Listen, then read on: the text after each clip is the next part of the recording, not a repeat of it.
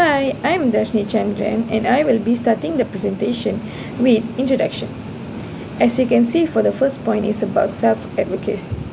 It's an important life skill for learners with learning disabilities because it helps them understand themselves better, including their strengths, the things they may struggle with, and the type of support they may need. It also helps learners to make decisions and take a more active role when thinking about their own future. For the next point, it's about transition planning. It's basically about helping learners prepare for what happens after school, whether that means going to university or doing vocational training or finding employment or becoming more independent in their daily life. When learners are given the opportunity to set realistic goals, they can start to understand what they want to achieve and what they need to do to get there. As for the third point, it's about importance of goal setting.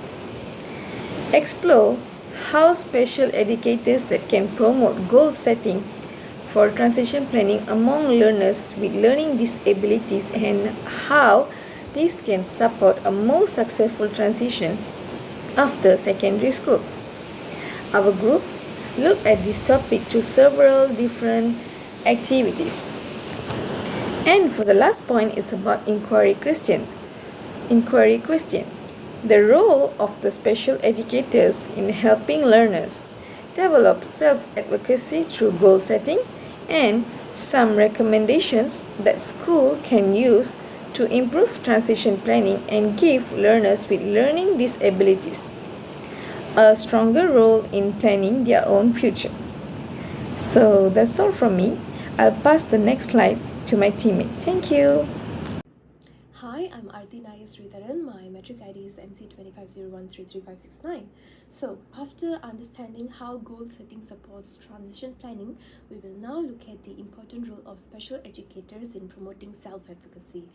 Special educators are not only responsible for teaching academic skills, they are also act as facilitators, mentors, and advocates who help learners become active participants in planning their own future. So by guiding learners to identify their strengths, express their needs, and make informed decisions, special educators empower them to become more independent and confident. This is especially important for learners with learning disabilities who may need additional support to communicate their goals and make choices about their future.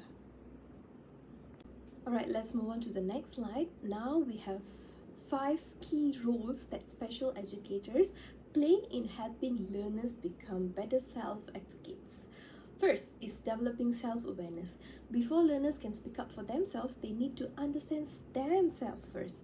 As special educators, we can help them recognize their strengths, their challenges, and also their interests. For example, a learner might realize that they understand lessons better when instructions are given visually rather than only verbally. Okay, number 2, encouraging self-determination. This means giving learners the opportunity to make their own choices and be involved in setting their goals. Instead of teachers deciding everything for them, we can ask questions like, what do you want to achieve? Or what do you think would help you? This gives learners a sense of responsibility and ownership over their future. Number 3, teaching them self-advocacy skills. This is where learners actually learn how to speak up for themselves. We can teach them how to explain what they need to and how to ask for support when necessary. For an example, instead of staying quiet when they are struggling, a learner should feel confident enough to say, I need more time, or could you explain in that another way? Number 4 is collaborating with parents. Teacher cannot do everything alone. Parents know their children very well, so communication between educators and families is really important. By working together, we can understand the learner better and make sure that everyone is supporting the same goals. And finally, we prepare learners for adulthood. Our responsibility goes beyond helping them succeed in school. We also need to prepare them for life after school, whether they choose further education, employment, or independent living. These can include teaching, communication, communication, decision making, problem solving, career skills, and other practical life skills. So these five roles are connected. The main goal is not to make learners depend on us forever. It is to gradually give them confidence and skills to understand themselves, make their own decision, and advocate for their own future. That's all from me. Thank you. So, hello, I'm Dinesh, and I'll be presenting my findings for this thing. So, let's go it. So, we are going to be understanding our goal setting. So, for our findings, we first look at goal setting and why it is important for transition planning. Transition planning is basically preparing students for what happens after school. This can include going to university, vocational training, getting a job, or becoming more independent. We found that goal setting is important because it gives students something realistic to work towards too. It also helps students understand their own strengths, their challenges, and the support they may need. More importantly, when students are involved in setting their own goals, we are developing self advocacy. They learn to make decisions, communicate what they need, and take more responsibility for their own future. Sjogren and colleagues also found that students who are involved in setting their own transition goals can have better outcomes. So, goal setting should not be something done by teachers or parents. The students should have a say in it. We also found that these goals should be reviewed regularly because students and their needs can change over time. All right, next we look at what is actually happening at Concord College International School, or CCIS, as mentioned in the essay. So I'm a PE teacher currently at CCIS. So from our observation, teachers work together with the Learning Support Department to identify and review individual learning targets for students with SEN. The targets are not necessarily fixed, they can be adjusted depending on the student's progress and learning needs. Information about the students is also shared with different subject teachers so that students can receive more consistent support. So how I receive this is over like we get updated by our head of ALN that she will send the latest SCN support students. So it's nice that we teachers also know who requires additional support and how we can adjust our classes for them. We also observed different support strategies being used. These included extra time during assessments, modified classrooms work, and one-to-one support when needed. Some of this is done after schooling hours during the ECA time. That is only when it's required. Although these strategies are mainly focused on helping students access their education, they also support the students in working towards their individual goals. So, what we saw at CCIS was a combination of individual targets, teacher collaboration, and regular support. These provide a good foundation for students to develop more independence and prepare for their future.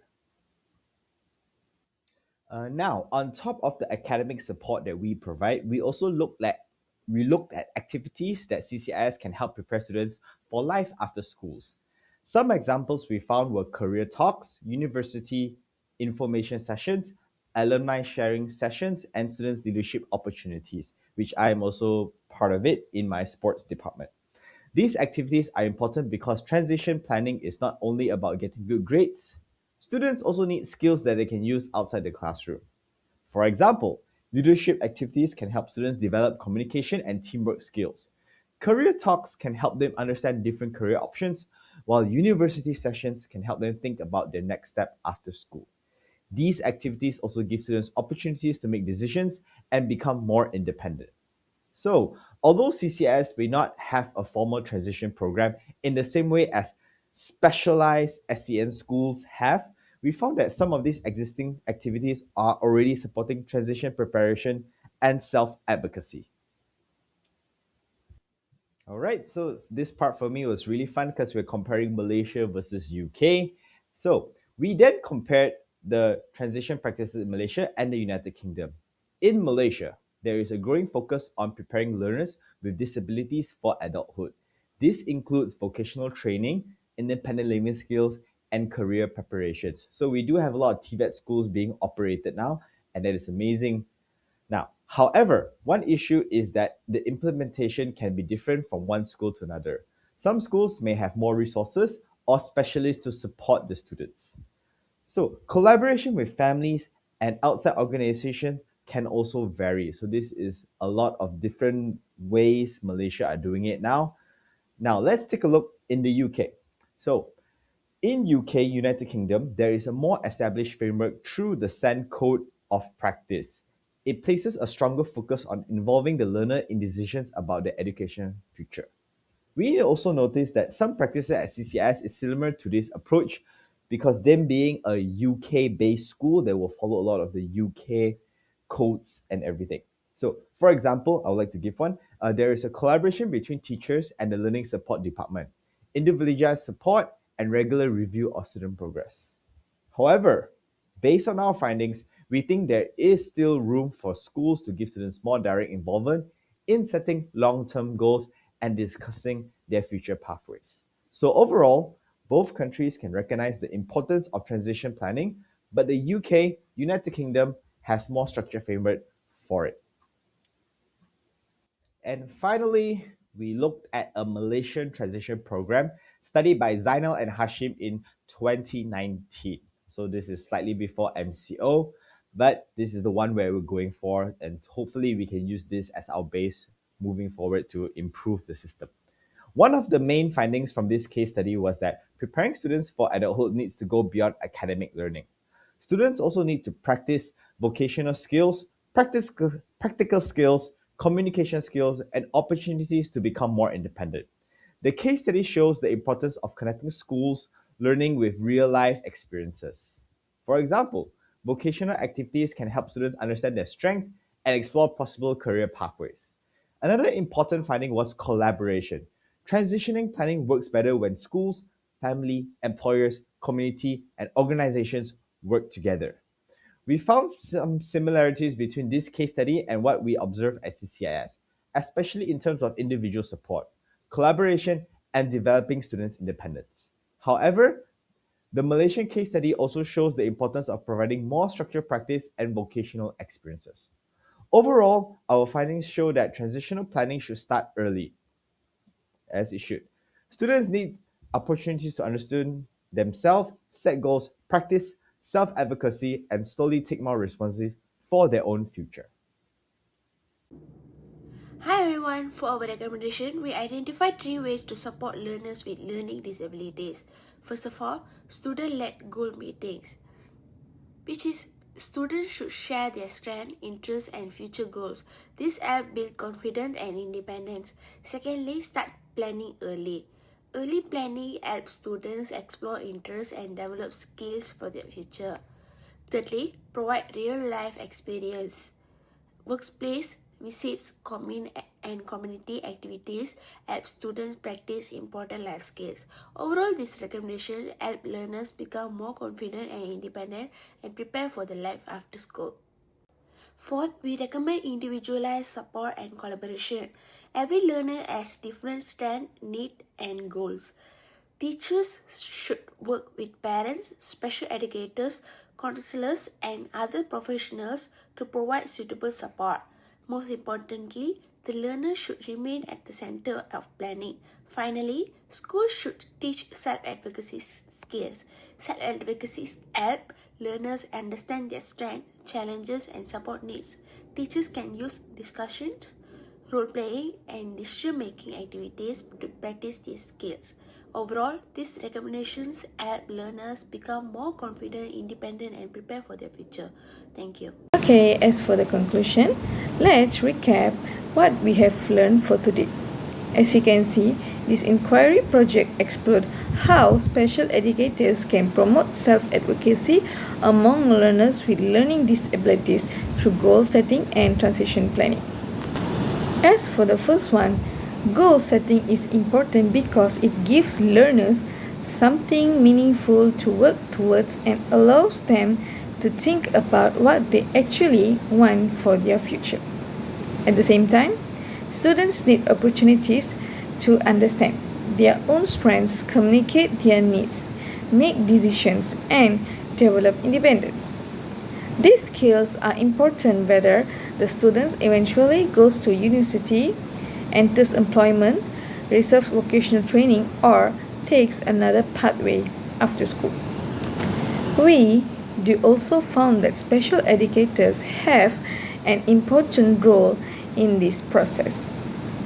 They can help students understand themselves, involve them in setting goals, teaching self-advocacy skills, and work together with families and other people supporting the learner.